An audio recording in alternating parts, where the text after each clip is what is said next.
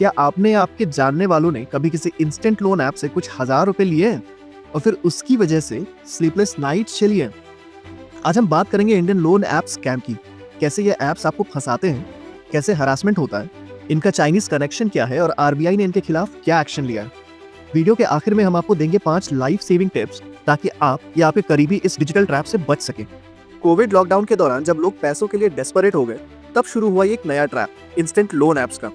ये apps play store पर बड़ी आसानी से अवेलेबल थे। Loan in 5 minutes, no CIBIL check, instant approval. लोगों को लगा इमरजेंसी में पैसा मिल रहा है तो इससे अच्छा क्या हो सकता है। लेकिन यहीं से शुरू होता है डेट ट्रैप का खेल। लोन अमाउंट छोटा होता है, 2000 से लेकर 10,000 तक, लेकिन इंटरेस्ट रेट बहुत ही हाई, 30% से लेकर 200% तक। और फिर शुरू होती है बार बार हरासमेंट की जर्नी। जैसे ही आप ऐप इंस्टॉल करते हैं, ये आपके कॉन्टैक्ट्स, गैलरी और लोकेशन तक का एक्सेस मांगते हैं।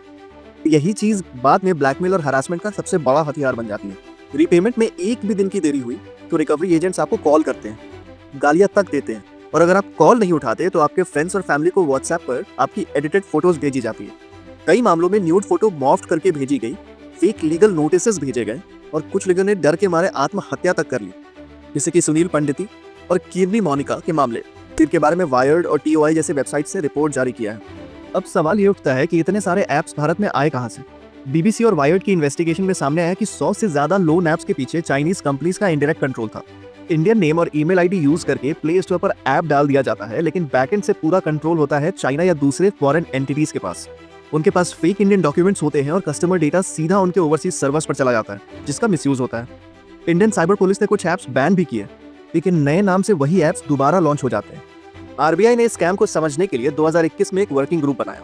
नवंबर 2021 में उन्होंने एक रिपोर्ट पब्लिश की जिसमें बताया कि ये डिजिटल लेंडर्स कैसे काम करते हैं।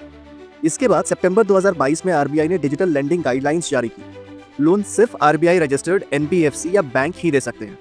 लोन एग्रीमेंट में सभी टर्म्स एंड चार्जेस साफ साफ लिखे जाने चाहिए। कोई भी ऐप यूजर का डेटा बिना कंसेंट के यूज नहीं कर सकता। लोन देना और रिकवरी सिर्फ ऑथराइज्ड चैनल के थ्रू ही होगा। ग्रीवेंस रिड्रेसल सिस्टम जरूरी है, यानी कंप्लेंट प्रोसेस फिक्स होना चाहिए। गूगल ने भी मई 2023 से आरबीआई गाइडलाइंस को फॉलो करते हुए अनऑथराइज्ड ऐप्स को प्ले स्टोर से हटाना शुरू कर दिया। अब सवाल है कि आप इस ट्रैप से कैसे बच सकते हैं। सिर्फ प्ले स्टोर या एप्पल ऐप स्टोर से ही ऐप डाउनलोड करें, किसी अननोन लिंक से कभी नहीं। किसी भी ऐप को कॉन्टैक्ट्स या गैलरी का एक्सेस ना दें, ये सबसे खतरनाक चीज होती है। लोन लेने से पहले चेक करें कि लेंडर आरबीआई रजिस्टर्ड एनबीएफसी है या नहीं। ये इन्फो rbi.org.in पर अवेलेबल होता है। कोई भी ऐप अगर एडवांस प्रोसेसिंग फी मांगे तो समझ जाइए कि वो फेक है। अगर हरासमेंट हो रहा है तो तुरंत cybercrime.gov.in या लोकल पुलिस में एफआईआर दर्ज करवाएं और प्रूफ कलेक्ट करें। पेस यानी कि fintech association for consumer empowerment भी कंप्लेंट रजिस्टर करने में आपकी मदद कर सकती है। तो दोस्तों, ये थी पूरी कहानी इंडियन लोन ऐप स्कैम्स की। कैसे आपको साइकोलॉजिकली टॉर्चर करते हैं और इनका कंट्रोल फॉरेन हैंड्स में होता है। अगर आपने भी कभी इस तरह की परेशानी झेली है तो कमेंट बॉक्स में जरूर बताएं। वीडियो पसंद आया हो तो दोस्तों से शेयर करें ताकि ज्यादा से ज्यादा लोग इस डिजिटल ट्रैप से बच सकें।